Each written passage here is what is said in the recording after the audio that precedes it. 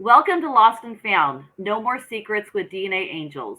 If you're new to the world of DNAngels, we are a search angel nonprofit organization on a mission to bring closure and connection to individuals seeking to identify their biological parents via their ancestry DNA results, whether they are an NPE, meaning not parent expected or non paternal event, donor conceived, adopted, or they just never knew who their biological parent is.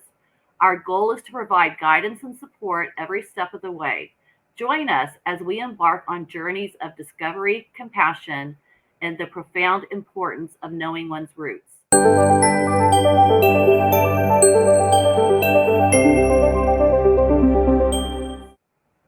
Hello, I'm Heidi, and I'm absolutely delighted to be here with you today. As a team lead genetic genealogist at DNAngels, I've had the privilege of being part of incredible journeys of self discovery and reunion. But today, I'm particularly excited because I have the pleasure of co hosting the show with someone very special to me, Jennifer Schweibens. Jennifer is not only a genetic genealogist at DNAngels, but also serves as a secretary on our board of directors. We've been colleagues and friends since we both joined DNAngels around the same time. From the moment we met, there was an instant connection, and our bond has only grown stronger over time. Whether we're collaborating on challenging cases to provide fresh perspectives or enjoying a well deserved vacation in the Bahamas, yes, we did go there for my birthday last year. Jennifer has is an incredible companion and confidant to me. Hi, Jennifer. How are you doing today? Hi, Heidi. That was a really nice recap of how our relationship has just begun Evolved and took off. Yeah, 3 years. man. I think it's been 3 years now, hasn't it? It, I think 3 years on the calendar, but much longer, like in our souls, it just was Right, like, well, there you are, you right. know?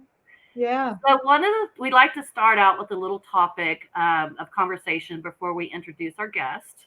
And I was thinking today about one thing that I'm really proud about at DNAngels.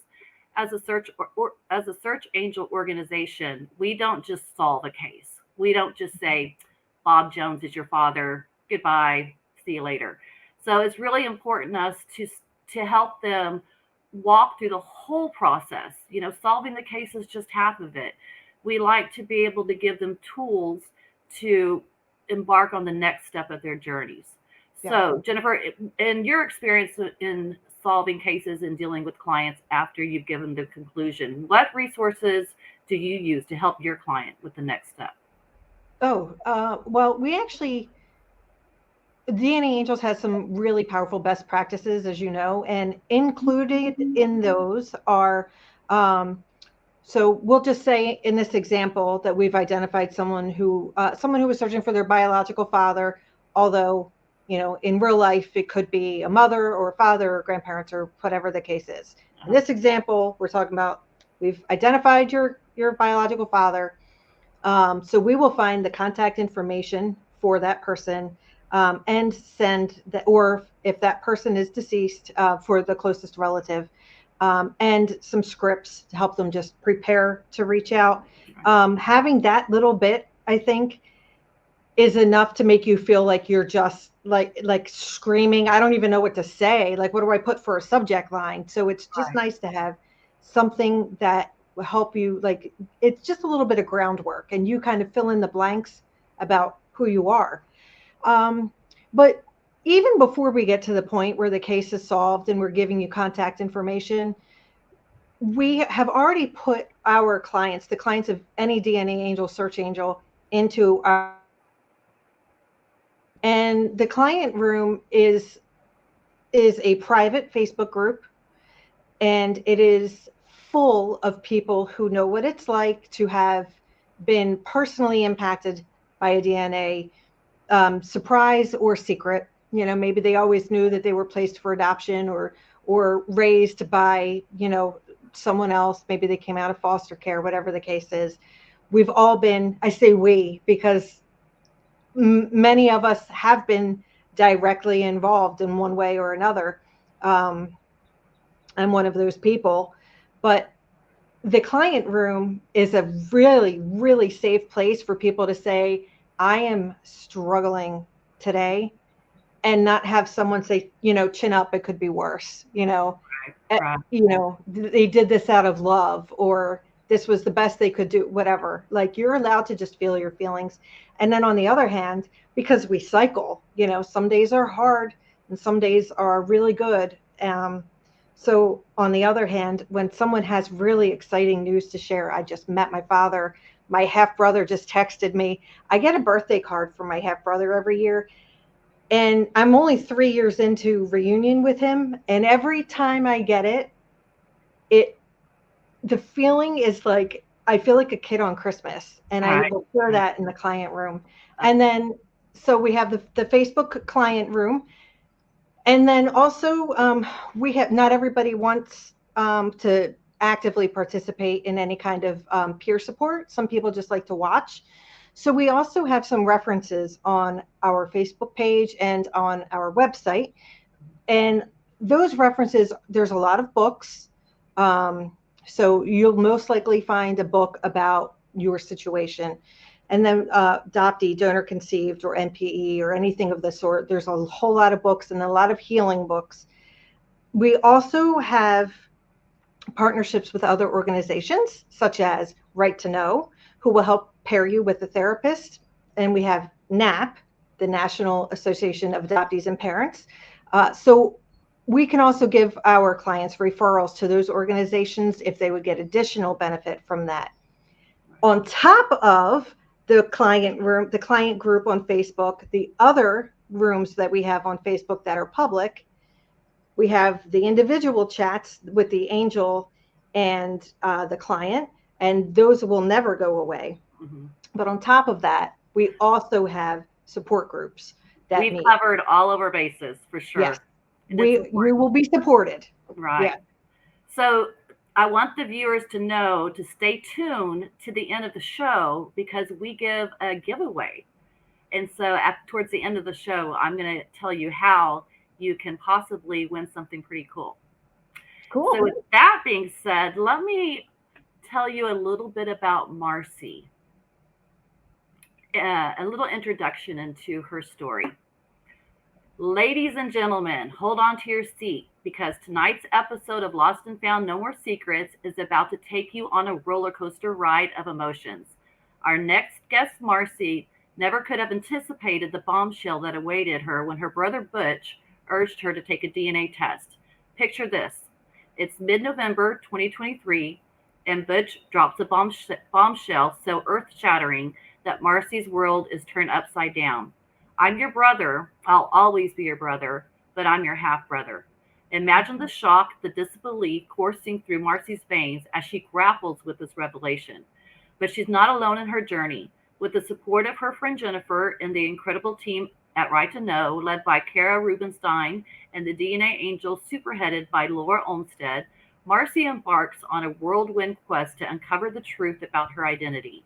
In less than 24 hours, Laura and her team uncover the identity of Marcy's biological father, unleashing a cascade of revelations that will leave you breathless. Get ready to join Marcy on her extraordinary journey of discovery as she navigates newfound family connections and confronts the bittersweet reality of her past. This is a story you won't want to miss. Let's welcome Marcy to the show. Welcome to the show, Marcy. Thank you. I'm excited to be here. So glad to have you. So let's just dive into it. Tell us a little bit about your story and what brought you to us today. Okay. I'll tell you, I have to say this before we begin. Just hearing the introduction of you relaying some of the details of my story, I'm covered in goosebumps. Oh. It's like it happened. It's so surreal. Well, anyway, as you shared, my brother Butch is a genealogist, and he has been doing our family genealogy for over, I don't know, maybe 30 years. And he's always telling these wonderful stories. He goes to cemeteries and the Census Bureau and wherever he can to get information. And he had asked me if I would do a DNA test. I did. I told him I was too busy to pay attention to any of it, but I'd give him my sign-ons, and he could have at it. Well, months passed. I never heard it. I mean, my DNA came in. I sent it off to him, and he called me out of the blue one day, and he just said he was on his way to me. He lives in Cincinnati, which is about an hour from where I live. And just as you shared, he set me down on the sofa and held my hands, and he said, "Hold on to me." He goes, "This is going to hurt. I'm your brother. I'll always be your brother, but I'm your half brother. Dad is not your dad."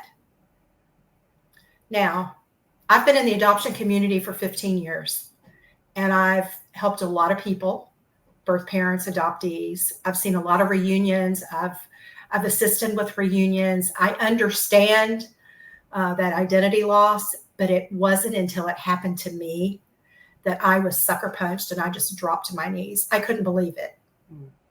I thought he made a mistake. I thought, no, my brother doesn't know enough about DNA. I need to call my friends, my co-founder of my organization, the National Association of Adoptees and Parents. I need to get Jennifer and Beth on the phone. I need to call Kara at Right to Know. We all need to look at this. Right. And that's what started the whole thing that evening. And you had already known Laura at DNA, Yes. Angels, right? So yes, I met. Obvious to reach out to Laura to say, oh, I need your help. Yeah. Yes, I had met Laura the previous year. I met a lot of the angels at the summit in Louisville, Kentucky, the previous year. So it was only natural to, like I said, call Jennifer Falsing, my right arm, and Kara, and get them on the phone immediately and say, look at this. I mean, this is really happening to me. And it was true. Right. The way that your brother sat with you and said, hold on to me because this is going to hurt. What a loving way to deliver some life-changing news. He did good. It was, Jennifer. And something else I want to add about my brother mentioning that whole evening too is he told me this. He said, Marcy, he said, I've held on to this information for 2 months. Mm-hmm. Almost didn't tell you. And he said, then my wife reminded me. She said, Butch, your sister, right? She's all about truth and transparency and no more lies. You know that, right? Mm-hmm. Remember? He was like, I would be dishonoring you if I didn't come to you and just give you the news. But he himself was hurting, and he was not prepared for how he felt about the whole situation. Right. He's really grieved himself a lot. Right. It doesn't just affect you. It affects. No, it's just not about me. Right. So you had tested at MyHeritage. Did you decide to go ahead and test at Ancestry after that? Yes, he recommended, since it had the larger database, that I should go ahead and do that. So I did that as well. Yes. So get back your results, and what was the next step after that? And then after the results came in, like I said, Jennifer and Beth, they were already starting to do some, my executive officers, they had already started to do some of the work to help me on their own, but we hadn't got anywhere at all. Mm-hmm. And by this time, I reached Laura, and it was in first part of January, I believe, that evening that the team, the DNAngels, the whole team, you get a whole team. That's the thing that I was just really, the way that all of you guys just interact and work together was fabulous. We got together that evening. I think it was about 8:30 at night. And I was led through how to get all the information into whatever, the databases that you were using there at Ancestry that evening. And then the following afternoon is when everything started happening. It was like a day. I think it was less than 24 hours. When you're saying January, are you talking about just this just a few months ago? Yes. Wow. So yes. This is still very, very new. Oh, very real. It's all so brand new for me. Yes. So that's what happened. I gave all of the information, and of course I was in turmoil, and I was all over the place. And you would think that, again, somebody like me that had moved in the circles of the adoption community, which has a lot, there's a lot of crossover there, similar issues with identity and loss and so forth, that I would be prepared. I have the resources, the knowledge, the experience. Think of all the therapists that I know, the conferences that I've gone to, but nothing prepared me for this. Nothing. Were you just in? I've heard of people saying they found out and they just went to bed and was in the bed for a couple of days, like couldn't function, couldn't go to work. I did that. I cried a lot. I stayed in the fetal position in my bedroom, and a very, very, very close friend of mine, a really good friend of mine, told me one day, he said, Marcy, you're talking crazy. He said, this isn't you. And I kept saying, oh, I need to do this and I need to do that. And he goes, no, you don't need to do anything.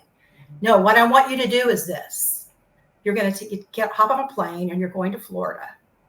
And I want you on the beach, and I want your toes in the sand, and I want the sun on your face, and I want nothing between, you and God but the clouds. And I want you to center yourself and love yourself. Great advice. Disconnect from social media. Stay with me. Remember that part. Disconnect from social media. And he says, and I want you to just love yourself, and you need to write or scream or cry and do it all. Mm-hmm. And come back, and then let's plan what the next steps are going to be. I took his advice, and I went to Miami to see a girlfriend, and then we got in the car and we're driving to the Keys when I got a ding on my phone.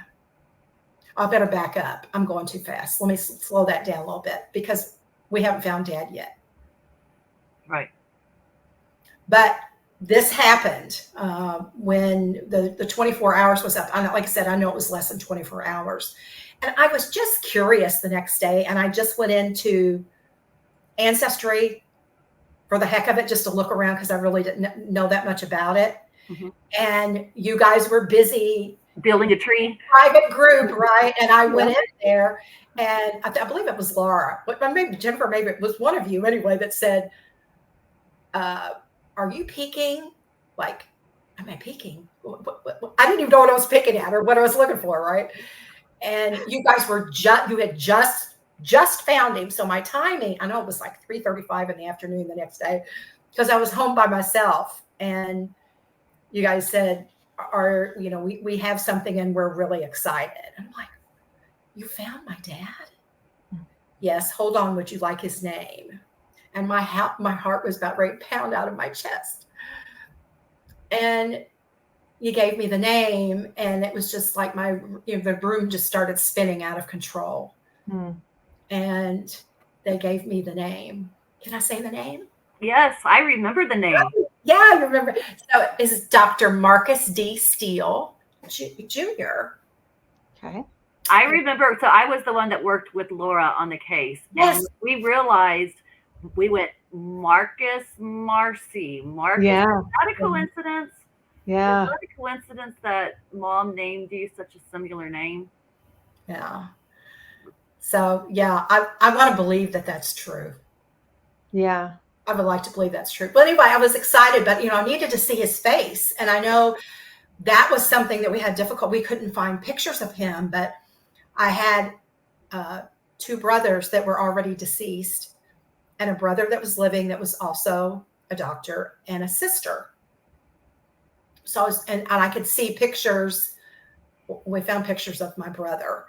But that was when I started really spinning out of control at that point, because I know me, and I'm not one that just set on something and just like ponder. It's like, okay, I want to get in the car now. Where are they? I'm going. I'm gonna knock on their door. I've got family, and I'm going to find them. But, unfortunately, my father had passed, and he passed early. He was in his late 50s of heart disease. Okay. And my two brothers also passed, one at 43 and one at 49. Oh. Of heart disease. Oh. Important to know, right? Yes. Very important. I had any heart problems in my family at all, but there's that. So all of you guys just kept sending more information and more information. There were funeral announcements that were sent to me. A picture of my father's grave, his tombstone. That was pretty painful. It looked like it hadn't been attended to in forever. My heart was just all over the place. But bits of information and constantly asking if I was okay and how I was doing with that. And also I got some guidance as far as how to make that first phone call to family, what to say, what not to do. And let me tell you guys, I had like 2 pages of notes in front of me before I made that call. Finally made that call to my brother. So I want to go back, bring you back to Florida now. Okay. Now that we know that I've found them, but I haven't contacted them yet. And that's when I kind of was just like spinning all over the place and talking crazy. So I'm on my way to mile 0 to the Keys with my girlfriend. And I'm listening to Brett's voice in my ear going, don't text, don't check your email, don't this, don't that. When I got a Facebook notification. Now, for some reason, I had to look. It had been digging before, but then I looked. And this girl said, hi, my name is Beth. And she said, you don't know me. I live in Pennsylvania and my mother just passed away. She left a letter and she said that my father was not my father. Now, she's 52 years old. Now, people contact me and have for the last 15 years asking for help. That in itself wasn't too odd, right? The timing was kind of unique that it was somebody whose dad wasn't dad, an MPE. She had an MPE. But then she said this. And my mother has identified the father, and the father is your ex-husband. Oh. Now, okay. Within like 24 hours, this is all happening. Listen to me. That's what I'm saying. I'm like, okay. So I pulled that one little thread, right? Right. Things are starting to happen. Yeah. Now, the first thing I said to myself was, oh my God. First of all, when I found out that I had an MPE, I kept going, why now? I'm 68 years old. How can this be happening to me? Now? Now? After all that I've, going over the last 15 years, I just couldn't understand it. And then this, and she said, will you help me? And I remember saying to her, who was your mother? And when she told me, I knew it was true. But that just set me back, right? So there's that. Then I come home and I take to my bed, and I'm in my bed crying and a mess for another 2 weeks while I realize that now my family, I have pictures, I have names, and they're in Kentucky. Now I'm in southern Indiana, right across the river from Louisville, Kentucky. So they're within 3 hours of me. I'm still wanting to get in the car. And my good friend, Lorraine Dusky, who is a first mom, like myself, I surrendered a daughter to adoption in the late 70s. So I'm a first mom as well in reunion with my daughter. She was checking on me as well as the DNAngels, as well as my friends, close friends. And she said to me, Marcy, why haven't you contacted your family yet? What are you waiting on? And I kept saying, and I would cry. And I just kept saying, what if they reject me? I mean, I know I've seen that firsthand and how that can hurt, how that hurts an individual and how they can really, just sit there and in that loss. And I was scared. I didn't want to be rejected. And she said, you're never going to know unless you pick up the phone. Call him. I'm going to check in on you tonight. Call your brother. And he was the only one that we had the contact information on. But I didn't want to contact, he's a doctor. I didn't want to contact him at his place of business. But I did. I waited till like 15 minutes before he closed, and I called, and the receptionist said, I told her, I said, he doesn't know me. Just tell him if he would please give me a call back. It's about a personal family matter. And he called me back within 15 minutes. And when I gave him the news delicately, and like I said, I was following my notes. If he says this, go here, Marcy. If he says this, go here. And one thing was for sure he was not getting off the phone with me until I gave him all the information. That was my goal, and I wasn't going to stop. He almost hung up on me, and then he said, you know what? I'm going to stop for a minute. You sound like an intelligent young woman, and I think I'm going to sit here and I'm going to listen. And I want you to tell me everything that you know. Thank God. So then I was just like, telling him everything as much as I could. Maybe this would be the only call that I would ever have. And then while we were chatting, I sent him a picture. And I remember hearing, because I look so much like them, that you can't deny me. I'm a steal. I'm a steal.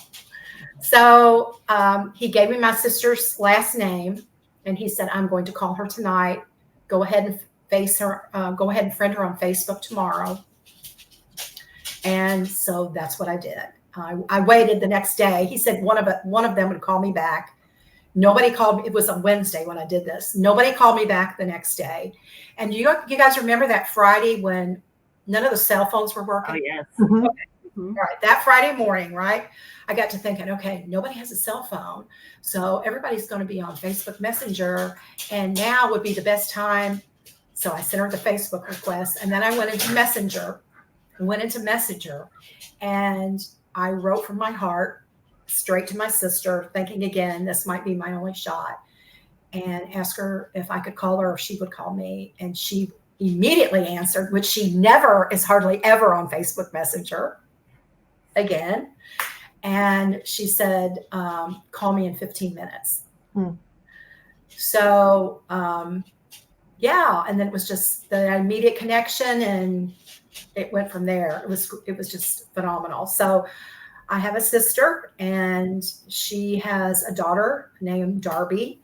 And I just met them just a couple of weeks ago. What was that like? Well, I met my niece first. She plays guitar, and she had a gig, and it wasn't too far from me. So I took one of my friends with me, and he took pictures, and we were there for the whole evening. It was just great. I mean, again, you can tell we're related. And my girlfriend, Lorene, a couple of years ago had given me a DNA ring, because here comes the next one. My niece, with all this, since my sister, when she found out about me, she Googled me. She's read my book, The Shoebox Effect. She's watched a couple of my YouTube videos, and she kept saying, she already called me sis, and she kept saying, sis, I can't believe you went public with all that. I can't believe that you shared your story that way. And I said, well, you have to understand something. I said, when you've been a mom who's been scolded and shamed, and you've been living your whole life in denial on something that you really didn't even have any control of years ago, you had no choice. You don't like to be kept down. I mean, I'm done with secrets. I'm over it. The only way we ever get free of our past is we've got to go back and sit in that dark place and visit it. And that's what I had done. And I said, I can't do this again. And so it moved my sister to tell my niece that her dad wasn't her dad, and she had an NPE. Wow. It's insane. Can you believe that? And so you all link arms and say, we're going to get through it. We're going to do this together. And so I encouraged her to go on to get a kit and do her DNA. And she did. And she found out who her dad is. And lo and behold, she is now, when she was scrolling through all the people, a name popped up, and she's her best friend since second grade. She's related to. I just can't get over it. Yeah. And there's a couple of other little things, but I just can't share one of those. That's her story to tell at the time. And there's some more other things about my family. But like I said, just pulling one little thread, how everything started to move. And then I look back at everything going, why now? And it's just unbelievable. It's just surreal that this could be happening to me at this stage of my life. And then I think about all the millions of people across the world that are having DNA surprises. Mm-hmm. They're not prepared. And I've got a leg up. Like I said, I'm connected. So even with all of those things and this wonderful team of the DNAngels and all the love and support Have you or someone you know had an unexpected discovery after taking an at-home DNA test? Perhaps you are adopted or a donor-conceived person? DNAngels is founded on the principle that it is a fundamental human right to know who our biological parents are. Our mission is to promote family connections by providing support, guidance, and expertise to individuals facing the complexities of non-paternal events, donor conception, or adoption. DNAngels, finding families one DNA strand at a time. All the love and support that I have, it still is it's just crazy. And your emotions are all over the place. And it's just important that, we're talking about half of me. And I've been denied that. And I see those pictures that I'm not in. And I hear the stories that I'm not a part of. And there's no getting that back. Mm-hmm. So what do we do with that? How do we move past this point? And I think that's that's the beauty of, the work that you do and how you're there to uplift and support others, because like I said, I didn't see this coming at all. And of all people, you would think I would be the most prepared. And I saw how frail and fragile I was and how it just turned my whole world upside down. And it's tough. It's tough. But there's a support team and there's a process. And even in those dark times, there's those that will lift you up and hold you through it. And I'm so appreciative of all the work that you ladies have done for me. I mean, I'd never be where I am right now. You said that you got to meet your niece. Have you met your sister and brother? I have met my sister, yes. And actually, I'm going to be seeing them again this weekend. My niece's birthday's this weekend. So I'm going back to spend the weekend in Richmond, Kentucky. I did visit my hometown where I would have been born and the house that I would have grown up in. And my sister, my sister Karen, she took me all through the small town, and it's the foothills of the Appalachian Mountains. Mm. Oh, beautiful, beautiful. We went to the cemetery together, and that was really tough. And I did a lot of crying, and she left me alone for a little bit, but she wanted me to have my own time with him. But she did tell me this, and I thought it was so sweet. She said she hadn't visited the cemetery for a number of years, and she never had a sister. I'm her first sister. And she said, I went and had a talk with our father. And, hearing that, to be included in that is so, what a loving, tender thing to say and make me feel, part of the family. But she said she went and talked to our father, and she said, I said, Daddy, if you never did anything right, thank you for giving me my baby sister, even if it's late in life. That's awesome. That's incredible. So she is still taking care of her 99-year-old mother. Can you imagine that? God my bless sister's her. 74. And was her parents married when you were? Oh yeah, we'll have to share that with you too. So my brother that I haven't met yet, he's still processing. I mean, he knows everything that, the DNA results came in, so it's all tied with a bow. I'm definitely his half sister, but he needs more time. That's okay. I've learned from my first reunion not to push and rush and make things happen, to let it unfold organically and give others the time that they need instead of Marcy's time, because I'm like, let's go. And I still want to do that, but I'm giving him that space that he needs. But we're still trying to figure out how our parents met. I mean, he was in college at U of L, so that brought him out of Perry County, where he lived, into, you know, the Louisville area. But when we talked, he said, when my brother asked me how old I was, and I told him I'm 3 months older than my brother. Oh, wow. So his parents, yeah, they were married. And so, yeah, there's that. And here's the thing too, guys.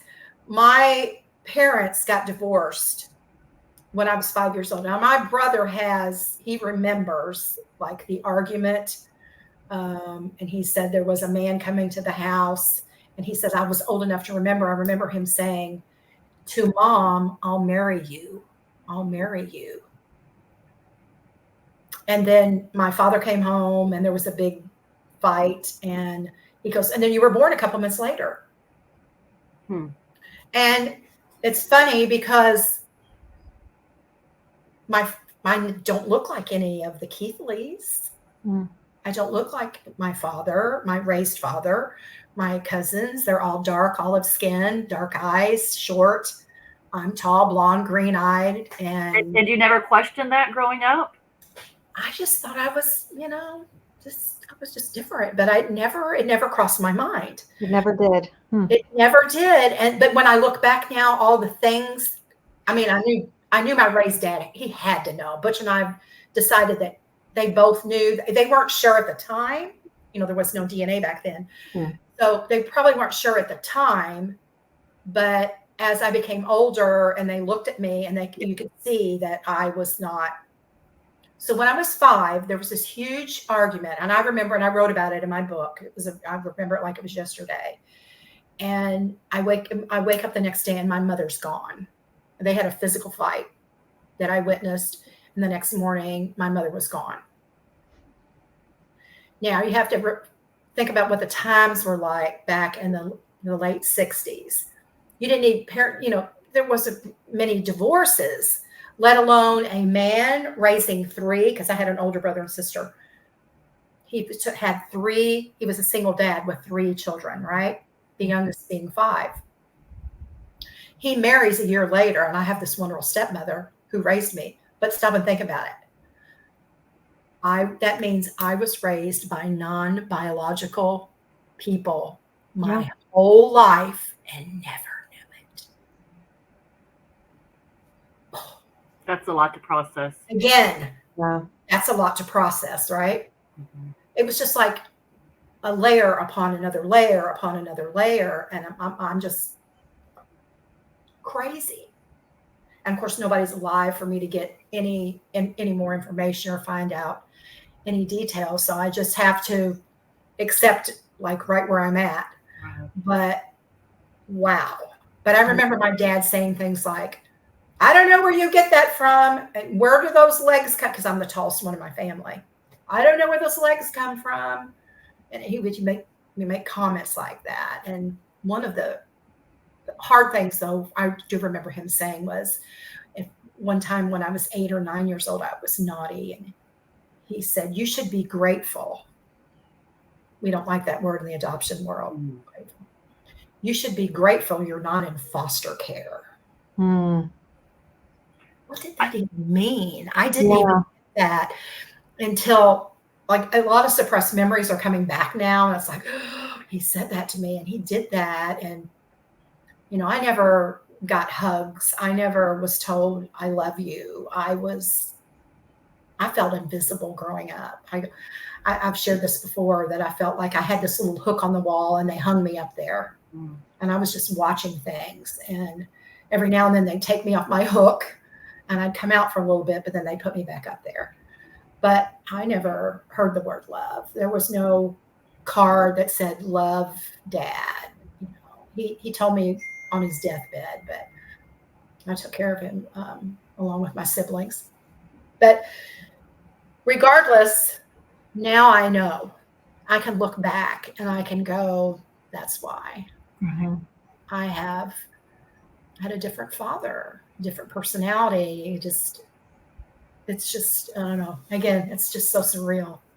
You basically led up to what I was wondering, what you have learned about your biological father. Have you learned of any similarities as far as interests or behaviors or anything? Well, he had a great sense of humor. They said he was a lot of fun, and he was brilliant, and so was my brother, and very, very handsome. He's got the movie star looks, you know.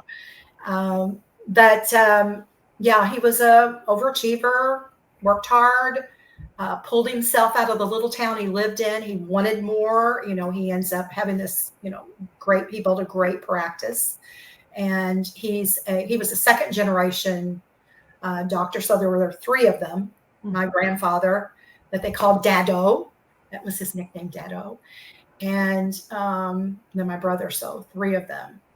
But when I saw a picture of my brother, he has green eyes like me, and we have a lot of the same features. We all have these cheeks and the small eyes. So yeah, there was a lot there. But and my great grandmother was named Pocahontas. What? I remember that. Yes, and they called her Pokey. That was her nickname. Yeah, I remember thinking that was so cool. Yeah. Yeah. So I want to get your opinion about something, Marcy. When you were telling your story, as a search angel, I get asked all the time, should I call or should I write a letter? And my answer to that is, are you a rip the band-aid off kind of person? Or, you know, some people are want to take it the slower route and do like an old-fashioned snail mail letter. What's your opinion on that? I am so glad you asked me that, because I want to let anybody and everybody know, always do a phone call. And here's why. First of all, a letter, email, whatever it is, there's no emotion in any of that. Okay. There's no passion in any of that. They can form their own opinion. But as you know, just by talking with me this evening, you can kind of get an idea of how my heart is, how I feel about this, how I'm moved by all of this. And I wanted my brother, if I only had that one shot, I was going to manage it. I wanted to be in control, because I haven't been in control of any of this. And he could be the stopper right there. So he heard it in my voice. Like I said, I got it out, and I said it in a way that made him go, wait a minute, I just need to slow down. Listen to what she's got to say. Maybe she is a wackadoodle, but let me give her 5 minutes of my time and see how much of a wackadoodle she is. And, you know, and he did. He allowed me, and we were on the phone almost 30 minutes. That was great. Yeah, definitely go. And the thing of it is even if it would have been a no then, no is never no forever. No, I'm not going to take your phone call. I probably, if he didn't, I would have followed it up with a letter and pictures. So he could have seen, or the results of the DNA to prove that. And if he chose to step away from that point, you know, I would have honored that. But he wasn't getting away without hearing my voice one time. Right. That's a good point. Sometimes we'll have clients that are just so scared to make that phone call. And they'll ask me, will you make the phone call for you? And I won't do it, because I, you know, say, for example, it's an adopted client and they're looking for their bio mom, and I found that mom. I want the client to be the one to hear the mother's voice for the first time. I don't want to hear their voice. I want to get the opportunity for that client to hear that voice. And so if they just absolutely won't make the phone call, then I send them a template letter. It does have some emotion. It's not as good as a phone call, but it does have a lot of emotion into that template. You want to be able to make some connection that's going to stay with them. And you can't, like I said, you can't do that in a letter and email. You can follow up with that later. But I just think it's so important that they hear our voice. Right. Well, you have been an incredible guest. It's going to be hard to beat all your layers of your story. Really, it was amazing. I really appreciate you coming on the show, Marcy. Well, thank you guys so much. Like I said, if it wouldn't be for you, you know, all of this amazing team and all of all of the support and the love that you've given me. I mean, we could still be sifting through those 57,000 connections. I mean, Jennifer made me this huge spreadsheet. Oh, yeah. Manually gave me this spreadsheet. I'm like, Yeah. You have a Yeah. great tribe. I could hear it in your story. You have a great tribe, and everybody needs a friend that says, "Go to the coast, Go to the coast. Yep. go get your feet in the sand."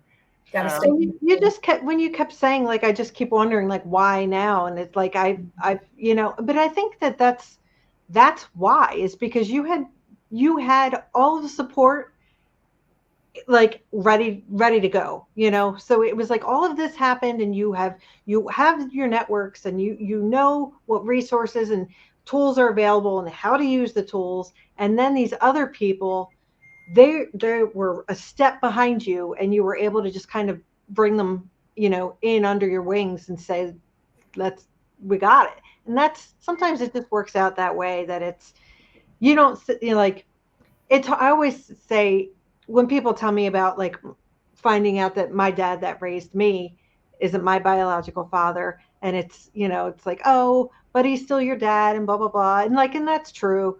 And I love him so much. But when you have the other people who have been through it, and can just be present with you as you experience the range of emotions, and I think that's why it happened for you now, because you were able to provide that to the other people from a different perspective of being the first mom. Now you also have the perspective of being, you know, someone who is directly impacted by a genetic surprise, and experience the identity shift. And that's different. If I can add one quick thing to that, I really believe, when I look at this now, see, the universe prepared me all this time. It's leading me all this time for this moment. And not everybody can talk about their story openly like I can. Not everybody can share it. And I've been doing this for a long time. So I look back at that and I go, that's what it really is. I mean, all this has just prepared me for this day, even though I was knocked around a little bit with it, of course.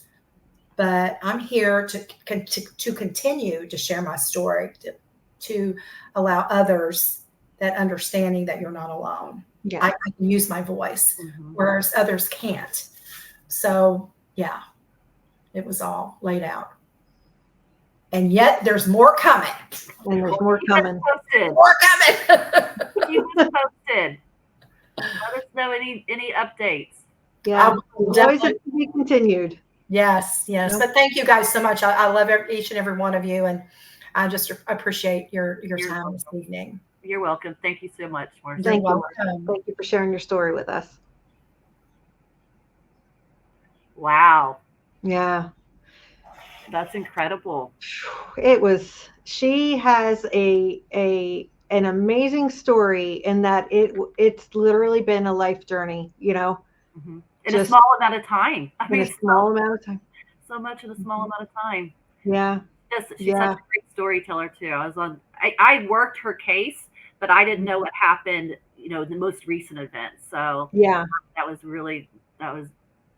a jaw dropper for me. I know. Me too. I just saw her just a couple of weeks ago at the Untangling Our Roots conference, and we said hi and we hugged, and we kind of just moved right along. So I didn't have any idea either. And you know, I'm smiling not because it happened. I'm smiling because she's brave enough to share it with us and with the other viewers. And I think with that kind of a courage, it just allows other people to have their, you know, to just tap into their own courage. And you know, even if you just tell a little bit of your story to an absolute stranger who will be completely unimpacted, you'll never see them again, then at least you're letting go of some of it, you know. For sure. So I mentioned at the beginning of the show about the giveaway. To be entered into the giveaway, all you have to do is like this video and leave a comment down at the bottom, and you can just put enter to win.